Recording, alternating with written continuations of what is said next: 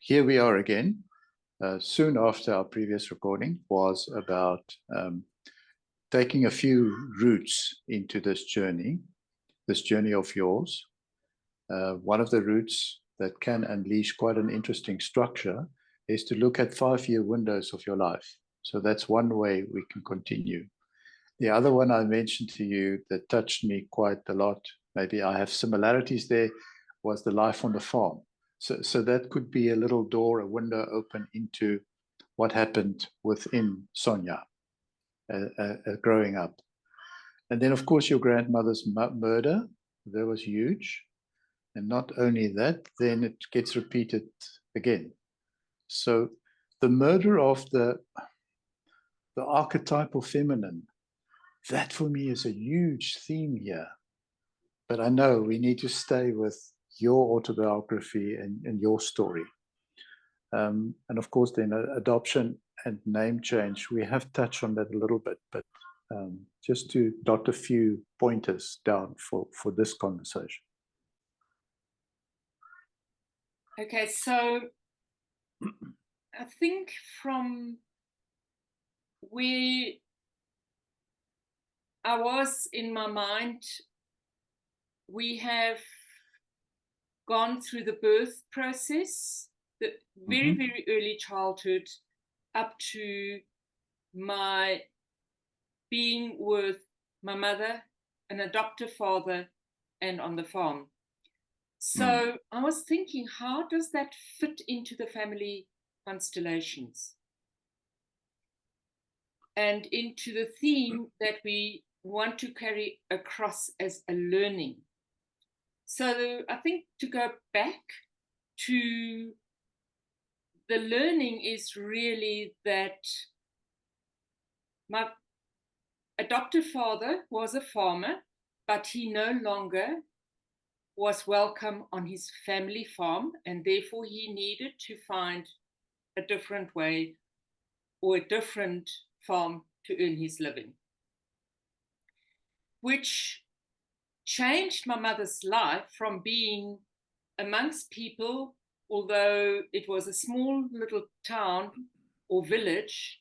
She's now completely on her own on the farm, very isolated. And that was a new experience for her. We never bonded. So my mom and I never bonded. And I think that is the tragedy of our relationship. Subconsciously, and I can only say that it was subconsciously because I don't remember this consciously, but subconsciously there was an anger towards her for choosing my birth father's way forward, for agreeing with him on his way forward. And I felt neglected by that agreement. It's almost there was a collusion. It was more important for her to keep his family safe. And while I understand it consciously, the little girl did not understand that.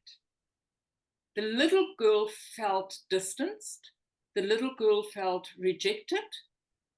And there was also the rejection of, she didn't really want me. So there is that bonding never took place, because remember I spoke about the 3 mothers, and she never was one of them. There was not that, she was not that mothering type.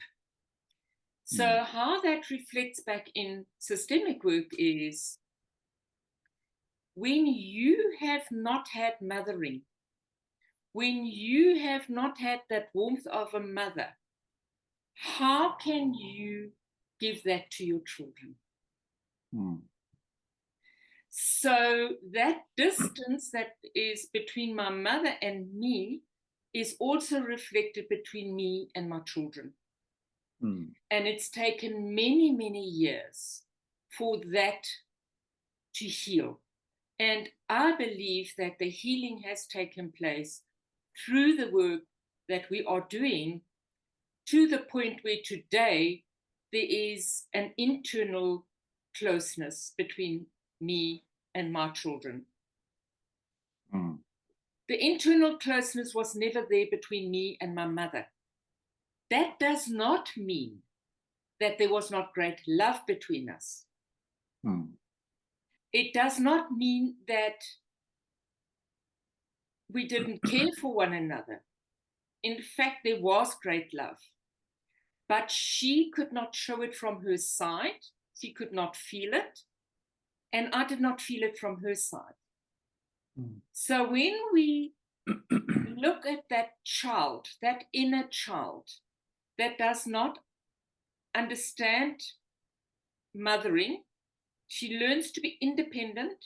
She needs to be her own nurturer, and she needs to fend for herself in life. Mm. There was also a feeling of not feeling safe with her. So this child is really stepping into life, into her own world.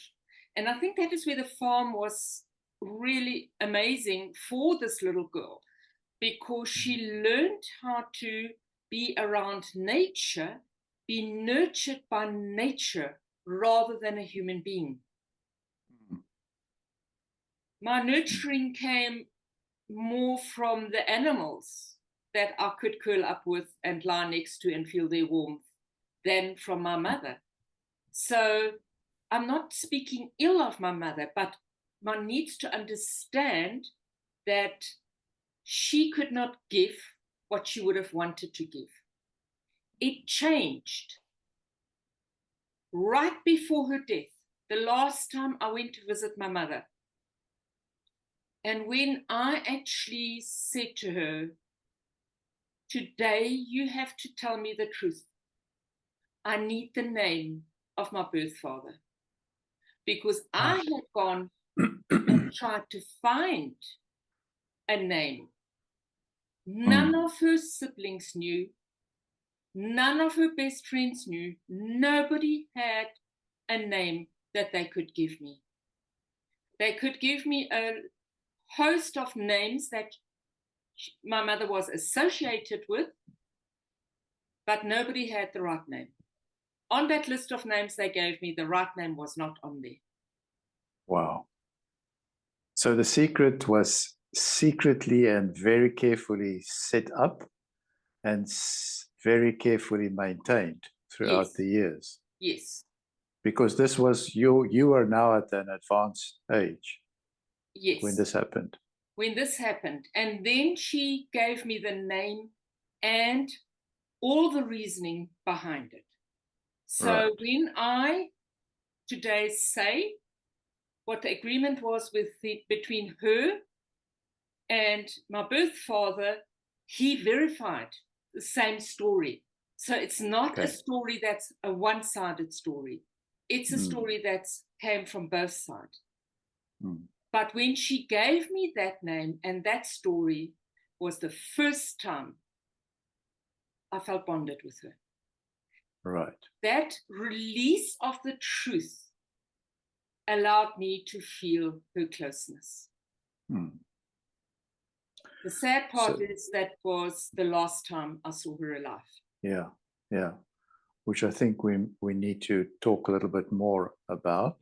But I'm just very curious about what led up to this conversation. Because I think our viewers or the readers eventually will be curious about that. And that is, did you do some constellation work prior to this conversation with Mother? No. So what actually happened was, so I'll skip through my life. So the secret was kept at the wedding, as I explained. And my parents had their wedding anniversary early in January.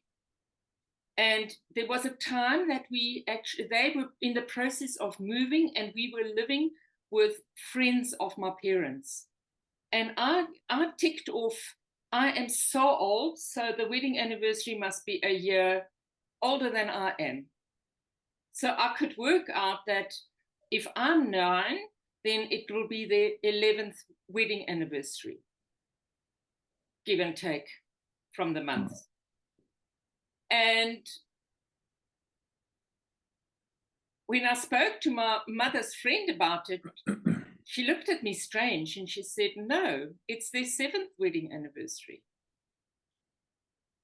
And I thought, something's wrong here. And she then shut up immediately because she realized there was something she said that should not have been said. I did question my mom about it, and my mom said, we will not discuss this. So it was a matter that was off the table again immediately. But it piqued my interest. And when we had moved, after we had moved, I spent a lot of time alone. My parents both worked, and I spent a lot of time alone at home. And I found the keys to his writing desk. And I found the adoption papers.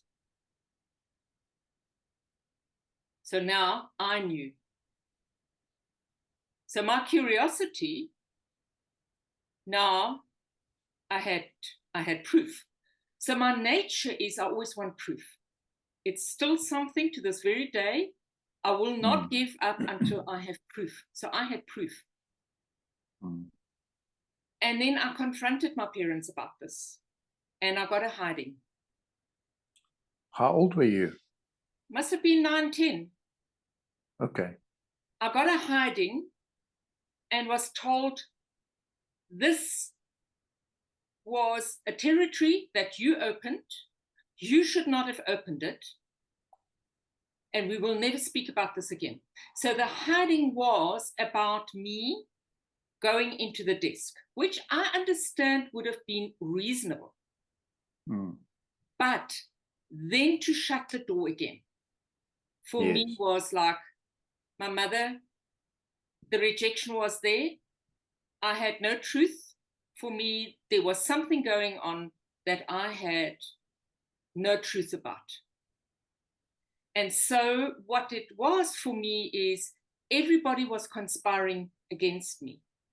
Now take that to the experiences in the convent where I was always the child that was punished for everybody's misdemeanors. So the child grew up with the whole world is conspiring about her. Whatever she says will not be verified. Whatever she believes is wrong. So there is no sense of security in any of my beliefs, in any of my future truths. And it was later accepted that I knew. It in my teenage years, it sort of, my parents sort of accepted that I knew. But I made a promise to my adoptive father that I would not go looking for my father. And I think that was the real fear they had, is that I would want to now search for my birth father. And now they were both protecting me from doing that. So that secret had to be kept. And now I also was sworn into keeping up with the secret. And so it was after my adoptive father passed away. I was in the process of helping my mother clear the house, get the house ready for her to come and move in with us. And then I went just before Christmas to spend time with her. And that is when I then had the courage to say, I don't have to keep loyal to a dead man. I now want to know what my truth is.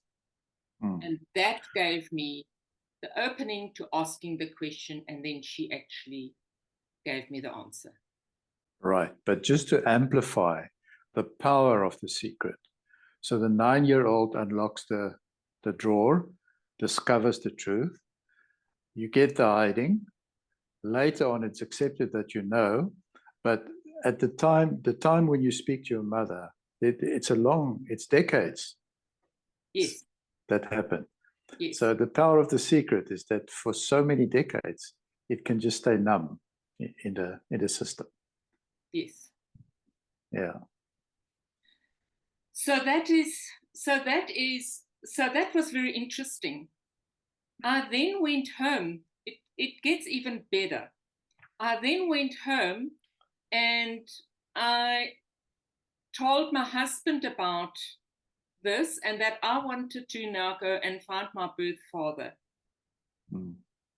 And his reaction was, let sleeping dogs lie. He basically forbade me to go and do the search for my birth father. So the search then only started 3 years after my mom's passing. Right. So the conversation happened quite soon before that, or how long before the passing? It was 2 months before her passing. Two months before the passing. So she passes away, and then another good 2-3 years before you actually discovered and confronted. Well, then by that time I was divorced, so I was also free from having to keep loyalty to his silencing me. And I then went to the town where I knew my birth father had lived with his family. I knew where he had worked. And I shared this with the aunt who was trying to help me and was giving me all the names. So I gave the name to her. And my cousin then said, I know people by this name. I will ask around and see. By this time, obviously, my father had left the town. He had left that town quite a few years earlier. So it was a little bit tricky, but somebody that my cousin spoke to had the name of my father and my sister. And he gave me those two names, and then I followed up from there. So that is a quick summary of how long I was not allowed to open that door. Yeah. So now the Netflix drama series Detective is active and you are on a go. Nothing will stop you. So you found your biological father. Yeah. So what actually happened was very interesting. At that time, I had a business friend, and he was the father of a child that was withheld from him by the girl he loved. Her parents did not allow him access to this child. And she actually, when she was 18, went on the search for her father, and she found him. And so for him, this felt so good for me as a father. So he did not see how that would disturb my birth father's life forward. And he basically supported me in saying, you've got the numbers, you are going to phone now. Sitting right next to me, making sure that I did phone. Unfortunately, at the time that I phoned, there was nobody at home. So I did phone from home a little later, and I made contact. And we had a good 5 years together, knowing each other and getting to know each other. Great. So remember the hero's journey, when you want to back off and you don't want to go ahead, the mentor comes in and say, you've got a phone now. And so that's just a lovely illustration of the mentor role in one's life to encourage us to go ahead, to do that thing that we sometimes want to shy away because it's too overwhelming. Can I ask one or two more questions about that period, that first period? I would imagine that the secret also had an impact on your biological mother and your stepfather's relationship? Yes, it did. Yeah. Yes, it did. So they did have quite a bit of a tumultuous relationship. And for me, it was their stuff. Also, remember that I wasn't home much of the time. I went into boarding school at the age of 6. I only turned 7 at the end of that year. So I was one of the younger children in the class. And I was in boarding school for the first 4 years of my life, full time. I only came home during the winter holidays, which was a month, and the December holidays, which was 6 weeks. My parents had no money in between to get me to travel home. So I had very little experience with them after I went into boarding school. So it was another distancing. It was another, I wasn't part of the family. So going home was often a case of, there's nothing for me at home. And boarding school was painful.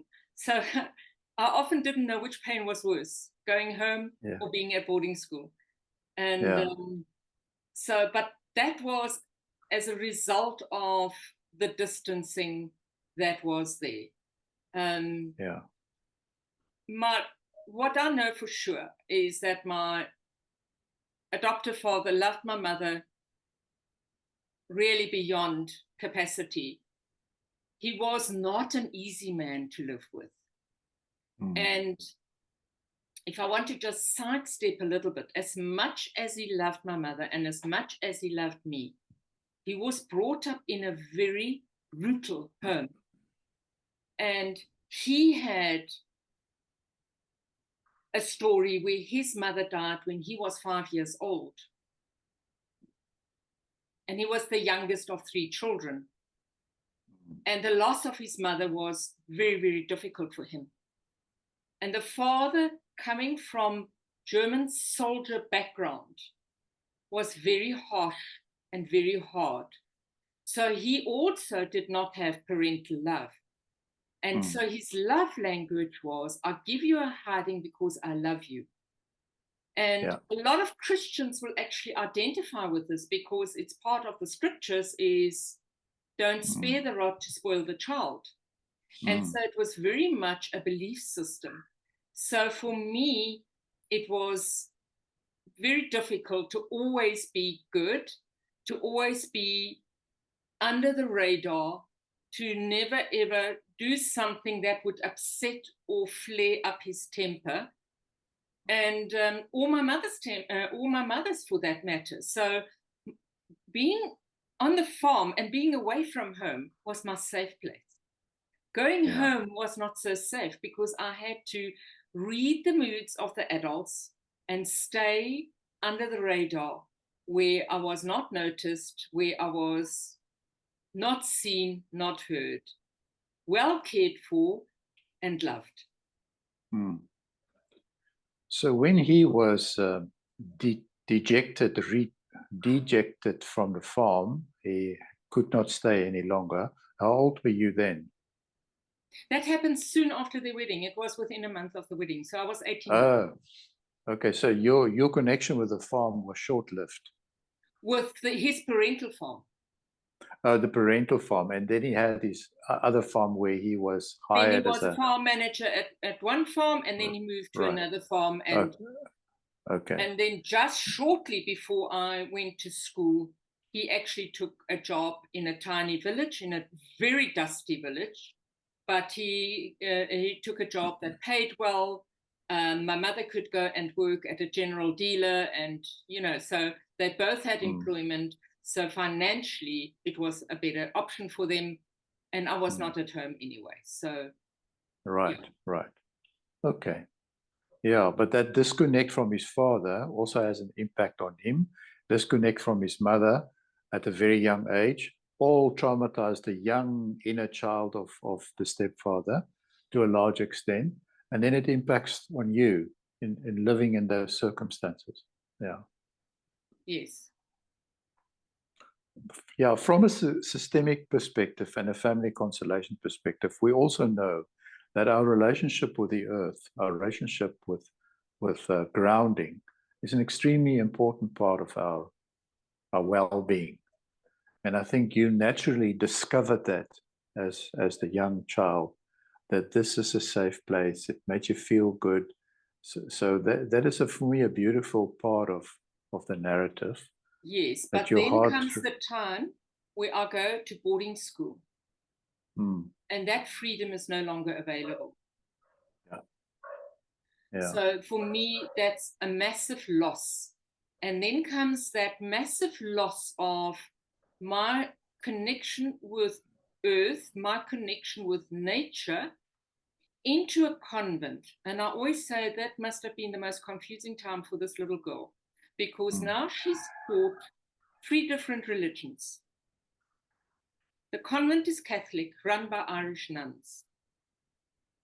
And I explained a little bit about the belief system of the Irish nuns earlier.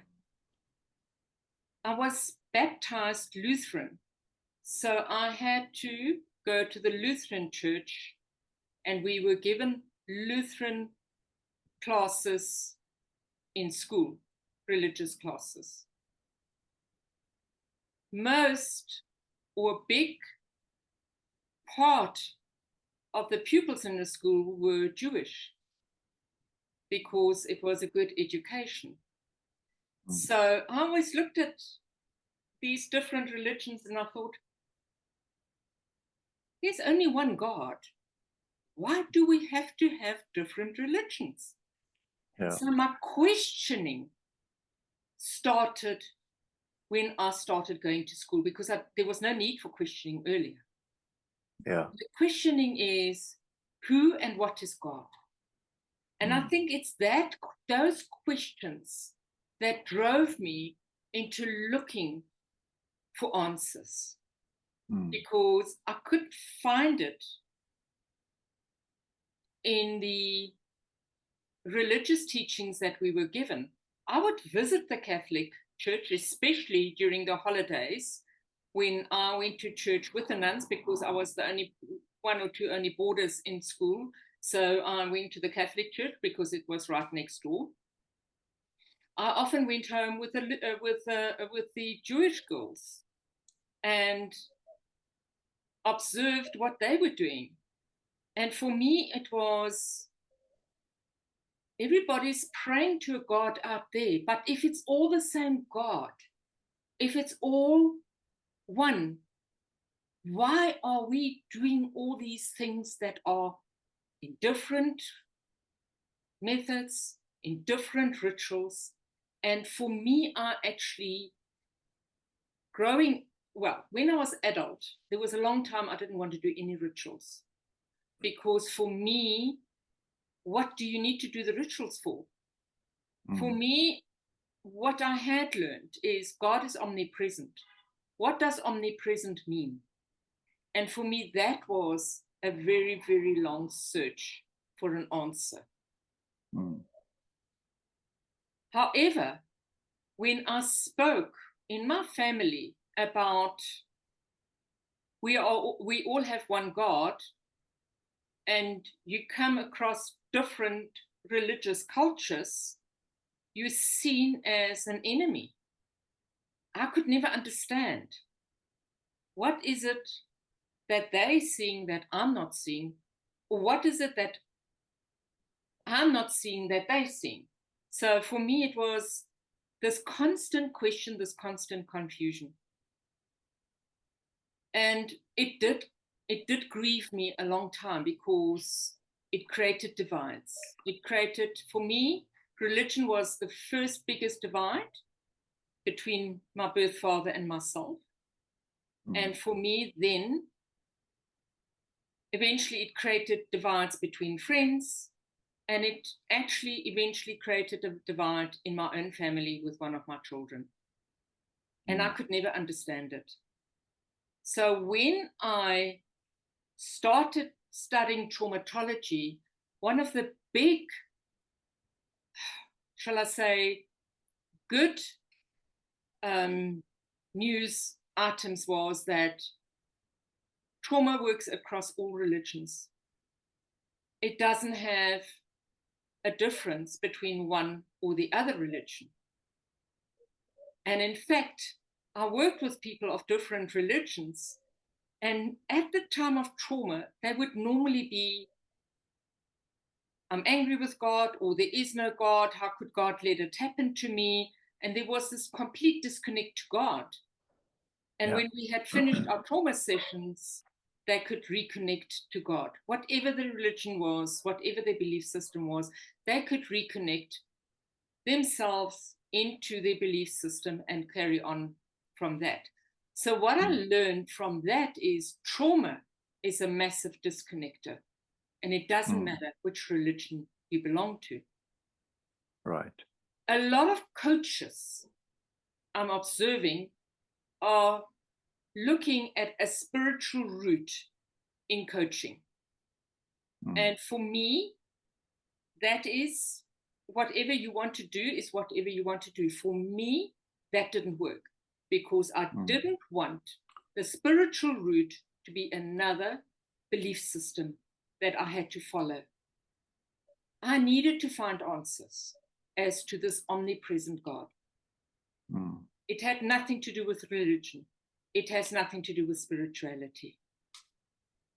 But when I discovered family constellations and the field of consciousness, or at the time when I studied, the morphogenic field, as Rupert Sheldrake mentioned it, for me, that made sense.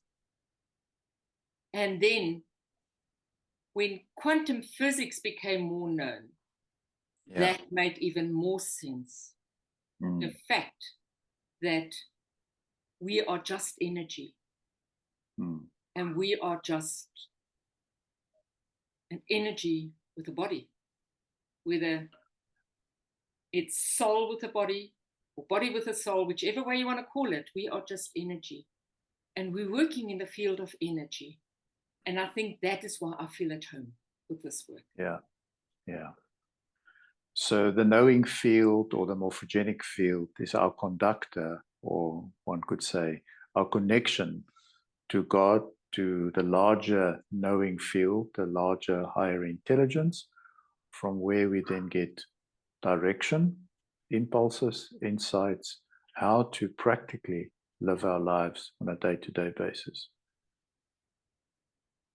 Now, you say that trauma evoked this search in you to make that connection back to God. So can you just speak again a little bit, maybe in summary, maybe we have covered it, but just in summary, why did trauma open up for you? Just briefly, the trauma, to summarize the trauma again in your life. So nothing happens by accident. We're learning now. Yeah. When I started my traumatology degree, I had no idea that I was actually traumatized. Okay. Because trauma was my norm. Disconnection from my parents was my norm. Disconnection from the world around me was my norm. So I had no need to connect. For me, I had established a life that worked and was of good function to me. At the time that I started traumatology, my children were grown. So my youngest child was about to leave home. So I had functioned really well. I had a family. I was, as far as I was concerned, the best mother on this planet Earth, because I did everything that I wanted my mother to do for me, but it was the doing that I wanted my mother to do for me. I didn't understand the being. Yeah. And it is through the studying of trauma that I realized, wow, you've actually gone through a lot of trauma. And it's just been your normal walk of life. But I was also wanting to help other people connect with life. And the methods we were taught really help people to connect back to themselves, back to their religion, back to who they were. And it was, for me, it was a case of, well, they can do that. But I needed something for me to also reconnect back to the sense of belonging. And family constellation explained that so well to me. When it comes to, we all want to belong. And for me, it was a foreign concept. Belong to what? Why? Belong to a parents. Why? They don't give me anything. Yes, I know I have life, but my children criticized me for being a distant mother. My children criticized me for not being happy. And so there was so they saw other families and warm, loving embraces that didn't happen in our family. So now I understand their need. But at the time, I didn't. And unfortunately, it was a little late in life because they'd now all left home and they had now established a life where they didn't need their mother either. Because I made sure they were very independent children. Remember, my belief system is I need to be self-sufficient and independent. I made sure that my girls were self-sufficient and independent. That's what I gave them. Was my need, not their need. Yeah. Are they benefiting from that? Yes, I'm sure they are. I can see it. But it was more of who I am as a mother at that time as how I rose from the little child. It's changed, fortunately. Yeah. It's different now. Wonderful. That feels like a beautiful note to end.